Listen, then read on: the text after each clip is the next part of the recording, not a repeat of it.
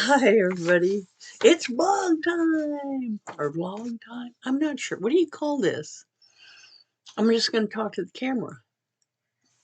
And then I'm going to post it on my YouTube channel. And then I'm going to post it on my Facebook and all the other stuff, right? But anyway, so today, as the title might imply, we're going to be working on our wedding plan. Um, We've done the 10 to 12 months out. We've done the, 12 to 6 months out. No, yeah, 11 to 6, whatever, right? And now, today, we're going to do the 3 to 5 months to go portion of our wedding plan. So, happy Wedding Planning Wednesday. Here we go. So we know planning a wedding is going to be an exhilarating but overwhelming task. I've probably got it figured out by now that that's going to be the case, especially as the big day is getting closer. So we want to make sure that everything is going to run smoothly on the day of our wedding. And so, we need to be able to follow this plan. And we're trying to make it easy as possible for you. So this is a comprehensive guide to some of the critical steps that we should be handling during this 3 to 5 month period. All right, number one, order your stationery. Now, your wedding stationery is one of the first things that people are going to see. This is going to set the tone for your entire celebration. So you should probably select something and order something. Those, the stationery itself, the save the date cards, RSVP cards, thank you notes. All of those things should reflect kind of the theme of your wedding and definitely the colors of your wedding. And so keep those things in mind when you're choosing those different designs. Of course, we can throw some personalized elements in there like custom monograms, illustrations, just like little things that we might be able to pop into the planning of the card and all of that. And so it can add that unique touch. It's not looking like everybody else's stationery, right? So, also don't forget to order some extras in case you have some, last minute additions to your guest list, or you make addressing boo-boos on the envelopes or something like that. Something gets returned and you've got to remail it out and things like that. Okay. Um, and remember, as nice as they look, just get some initial stickers for your, if you want to put the initial thing over the flap of the envelope, don't use those wax seals. They don't run through the postal service. They'll, at the very best, they'll arrive cracked up, and more than likely they'll be missing completely. So it's a waste of time. These, envelopes are not hand stamped or anything like that, and they're not going to do that for 100 whatever. They're not going to do it.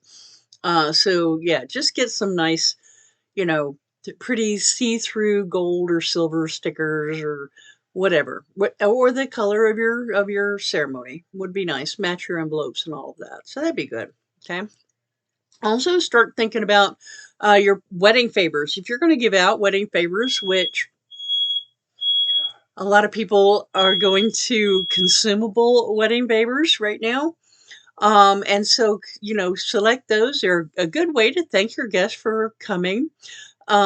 So choose those favors that are going to reflect your personality or, again, the wedding theme. So we can get some candles, maybe some little potted plants. I've gotten seeds from a couple. And our smoke alarm is going off. Somebody's cooking, but it's okay. It's okay. Um, Anyway, the potted plants, custom made cookies are a very popular choice. Get you uh, a cake baker, the decorator, and they can do those special initial cookies or even cookies with your pictures on them and things like that. So some fun choices are available there.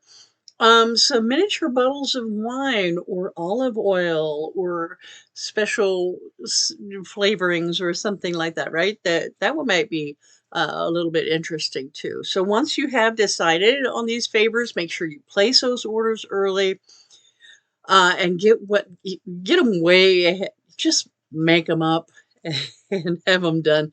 Don't do this last minute. Let's get all the bridesmaids together because we forgot to do this. You know, and we're going crazy. I've seen people doing this. They're just driving themselves crazy. So get them done, right? Give them plenty of time to assemble and package all of that stuff. Okay. Um, all right.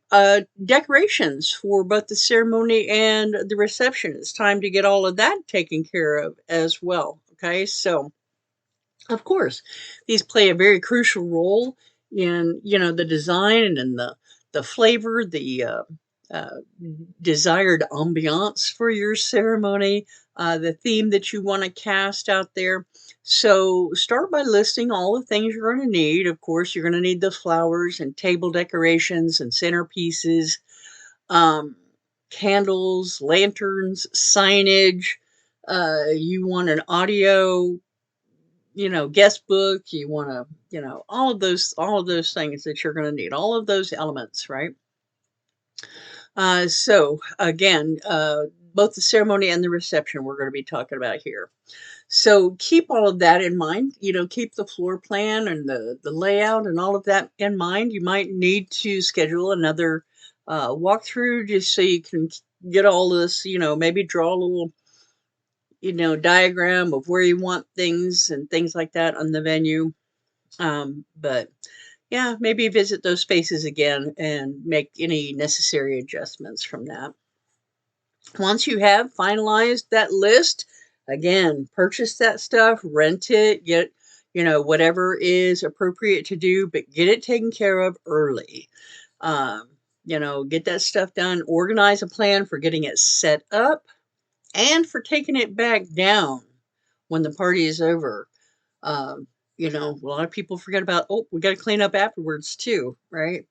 Now, don't be those people that, oh, we partied until midnight and we have to be out of here by, you know, X o'clock in the morning, or somebody else is going to be here in the morning. Um, so you might want to hire people to do the cleanup for you. Um, they're not, it is what it is. But make sure that you do get it cleaned up, okay? Also, now is the time to reserve any necessary transportation. You got to be able to um, um, get how you and your wedding party and your guests are going to get from one location to the other. If you're getting ready in some other location, how are you going to get to the venue? If your venue is in your ceremonies in one place, your receptions in another, how is everybody getting from point A to point B? All of those kind of things. And of course, you can go all out. You can do the rent the limos, the antique cars, right? The vintage cars, not antique. I'm sorry, vintage cars. Um, Party buses. But that might be a whole other set. But there you go. Party buses. All of that kind of thing. Horse-drawn carriages, whatever it is, that's going to get you, like I said, from point A to point B. So again, book that transportation early. You don't want to wait till the last minute and then they say, "Oh no, we don't have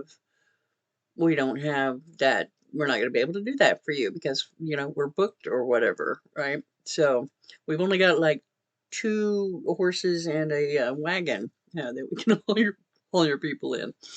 But anyway, and also confirm those details and the schedules with those transportation companies. Make sure that they're going to be in the right place at the right time. Okay. And avoid any of those last minute snafus, little hiccups. Okay. Create a seating chart. Now, there are a lot of mixed feelings about this, but I really feel that a well thought out seating chart is going to avoid, uh, first of all, seating situations. If you have last minute people showing up and things like that, then they're further away, right? Um, and we're assured that the people that had the foresight to RSVP in time and things like that are going to get the prime seating. But we do need to, worry about our family members, right? We can have a whole bunch of people come in and take, all the tables that are closest to the bride and groom, and family members and party. The wedding party and all of that, they're spread all over the place and not able to, be close to the bride and groom.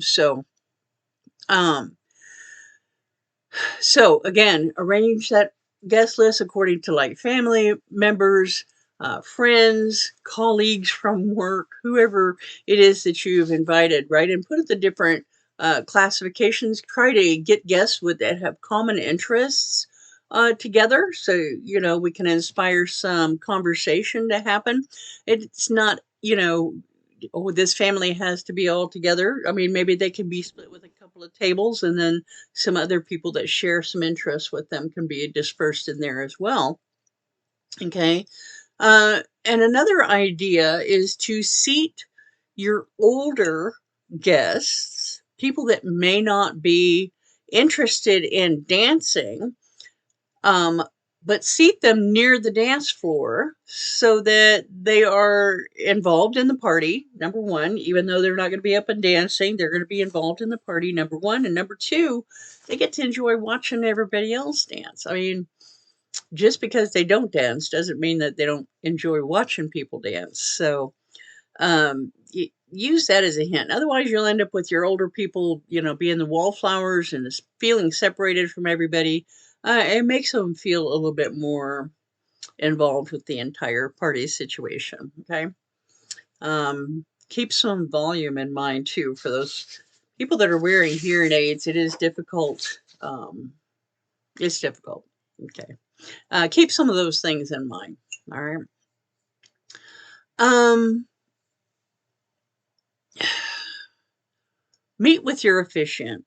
Meet with your officiant around this time, 3 to 5 months in advance of your ceremony. Now, usually, personally, I send out an email. I send an email to my brides and grooms saying, okay, it's time for us to sit down and do our wedding workshop. And we're going to go through all the things that I'm getting ready to talk to you about. I send that out 3 months in advance. And so I'd like for them to book that, they have access to my calendars. So it's then just a point of them finding the time when they can both be there within the next 4 weeks. So anyway, so three months out, I'm sending them that email. Okay. And of course the ceremony is the heart of this whole day, right?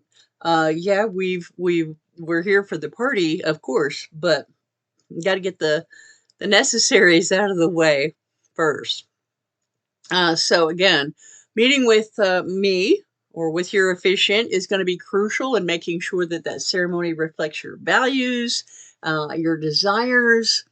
You're going to talk about the order of events with your officiant, the processional, the bridal and receptional music, people involved in the ceremony, who you want walking down the aisle, who you want, escorting the bride maybe or not, or, all of the logistics, all of those things, any special readings that you want to have people do, any rituals that you want performed during your ceremony.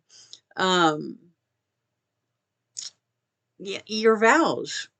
Talking about your vows. Do you want to write your own vows? You can get some guidance from your officiant on how to write your own vows. I know with my couples, I even provide them with some samples that maybe they can build on, change wording on, things like that, make it their own. But it gives them some working ideas about how to write their own vows. But anyway, there's several different ways you can do vows. You don't have to write your own. You can have the repeat after me, or you can have the just read it all and I'll say I do at the end of it, and things like that. So there's different ways that we can do all of these different aspects of the ceremony. Okay. This meeting with your officiant is also going to be a great opportunity for you to address any of those questions or concerns that you might have about the ceremony itself. Be sure that this officiant is somebody that you have selected carefully, that they can work with you. I've heard of some officiants, like the bride or groom and or groom say, hey, we don't want any religious elements in our ceremony. And um, I was reading a story just the other day that the officiant was like, well, then no, I'm not going to be that. I'm going to be putting a prayer in there. And when they argued, and the officiant finally said, okay, fine, I'll not do that. And when it came ceremony time, guess what the officiant did? Um, we don't want that kind of thing to happen. If it's not in your wheelhouse, if it's not in your, that's not your, your vibe, then it's what you want, right? So make sure that you choose your officiant wisely, and that they are going to be willing to do exactly what it is that you need them to do. Okay. You're also going to be working on your ceremony music. I did mention that briefly with the officiant because the officiant's going to want to know too. I know in my case, I give an actual sheet to the music people saying, hey, here's your cues. When I say this, we start this music. When this action happens, we fade the music out, or we start a new song, or whatever, right? So I give them all those cues actually written out so that there's not any question as to when things are supposed to be happening. But anyway, so again, you need to set that tone. Again, sets the tone for your whole ceremony. So choose those songs thoughtfully. Select those pieces for the processional people walking in. The bridal entrance, she usually has his or her own song as well. The signing song, and the signing is something that I picked up from some people in Canada, and my brides and grooms are really liking it. So the signing song is something else, and um, of course, the recessional, everybody leaving after we've said, hey, here's our two new married people, and let me introduce you to them, right? That kind of thing. So, other significant moments during the ceremony, maybe if you've got a reading happening, you want some little light, soft music in the background while that's happening and things like that. Okay. So again, you want to mix up some instrumental pieces, some vocal pieces, all of those kind of things. Ensure that they align with the overall mood that you are trying to create here. Okay. If you're hiring live musicians, provide them with the sheet music that you want them to use, and schedule a rehearsal if possible. Um, yeah, it depends on how involved you want to be here, but yeah, it's your day. It's your day, so you want it to be exactly what you want. Also, 3 to 5 months out is a good time to do our hair and makeup trial. Okay, so of course, our hair and makeup, we want to look our best. We want to look and feel our best on our big day.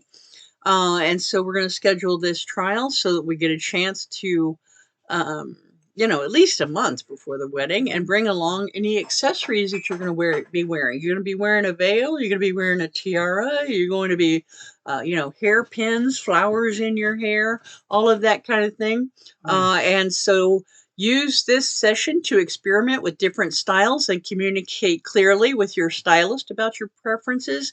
Take photos of this final look so that you can recreate this look on the big day. So yeah, here you go. So hair and makeup, big thing. Something I neglected today, obviously. Okay.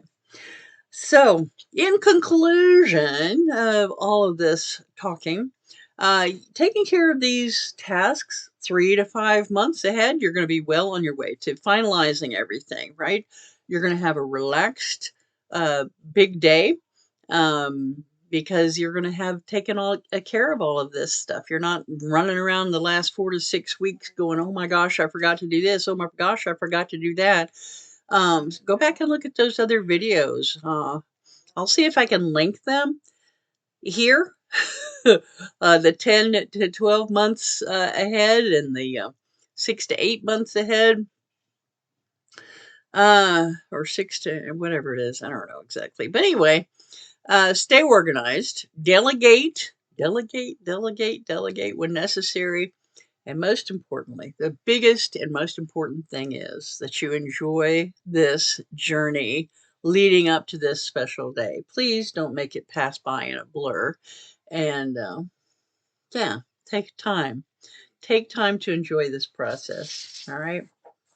Well, it was awesome talking to you today, and I hope to see you soon. And if I do not see you soon, if I don't see you, I wish you all the best. My warmest wishes go with you all. All right. Take care. Bye.